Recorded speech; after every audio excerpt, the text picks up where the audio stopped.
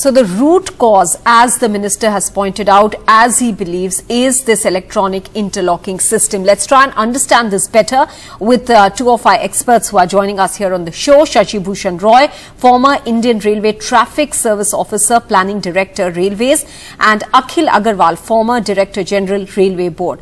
Akhil Agarwal, coming first to you, sir. When we say electronic interlocking system, does this mean that largely there is no manual involvement here, and then who monitors this system?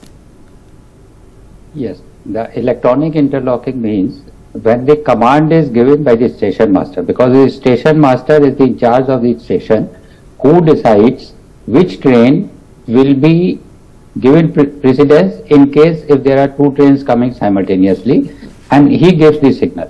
So when he gives a command, how the point will move, how the signal will move, and all these things will be controlled by the interlocking. Interlocking ensures that even if a wrong command is given by mistake by the station master, no such command is taken and that command is made ineffective.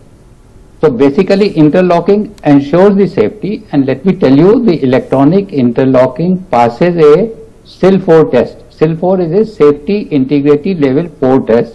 This is the highest level of safety defined in the world, and this safety of a system, of electronic interlocking system, is checked by a independent safety assessor, which are international safety assessors, and which says that this electronic interlocking system is electronic interlocking equipment is a fail-safe equipment. That means the software and the hardware associated with the electronic interlocking is fail-safe, and the amount of a failure which can happen on the unsafe side. When I am saying unsafe side, that means a signal which is red and it becomes green, that the chances of that failure happens in 10,000 years, one failure in 10,000 years or so. It's very less.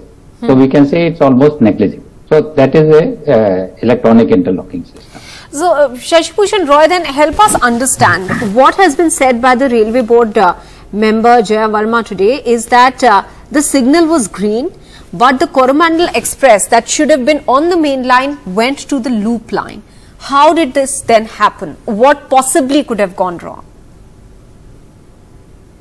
Signal, approach signal being green for an express train moving at about 128 kilometers an hour means the driver takes it for granted that he is going to move on the straight line. When you veer off the straight line, you are required to do that, then the signal will be yellow, so that you know that you have to reduce your speed. In fact, even before the main signal, there will be a distant signal which will tell him that he is not going to go on the straight line. So here the signal must have been green, otherwise the driver would not risk his own life. We need to understand, I mean, I'm sure we all understand intuitively, that the driver will be one of the first casualties if his train goes into a wrong line and collides with something. So he is unlikely to take a ill-advised decision that the signal is yellow but I'll go on full speed, or signal is green and I'll not go on full speed. So the thing that has been mentioned at the site that I heard on television, on television only, yes, that there is a possibility, definite possibility, that something has gone wrong with the point which led from the main line onto the loop line. Now, I think Mr. Agarwal will perhaps agree with me that once a train has crossed the signal, interlocking ensures that points cannot be reversed or tampered with unless a criminal interference is done. Of course, that I won't. But in the normal course, it cannot be undone till the movement has gone through. So here, this is a puzzle which no one is able to actually unravel. Okay. The signal is meant to give full speed, go ahead, and the point is made for the wrong line.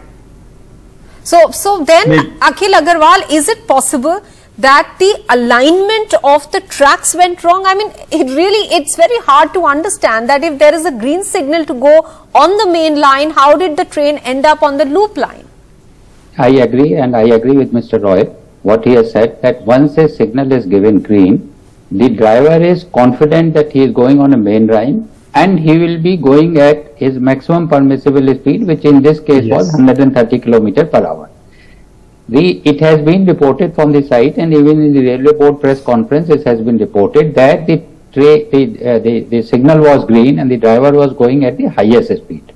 However, he has entered in the loop line and collided with a train. Now this is something which has to be investigated, and railway has a very set system of investigation. There is a Commissioner of Railway Safety which works under Ministry of Civil Aviation. The basic idea is that he is independent of the railway, so that no one in the railway can influence him.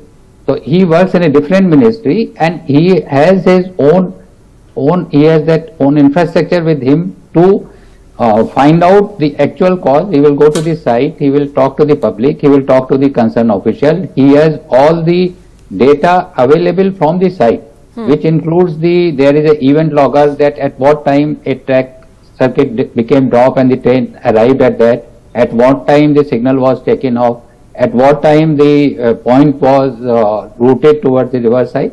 So he will have the accessibility of all the data, based on which he will make out his own investigation and give a report. So at this point of time, I would not like to speculate what has happened and which has led to this thing, but this is definitely a puzzle, that the signal was given on the main line and the train went into the loop line at a speed of 130 kmph. It's absolutely a no-no in a railway working, and a loop line which is meant for running of a train at 30 or 50 kmph depending upon the station.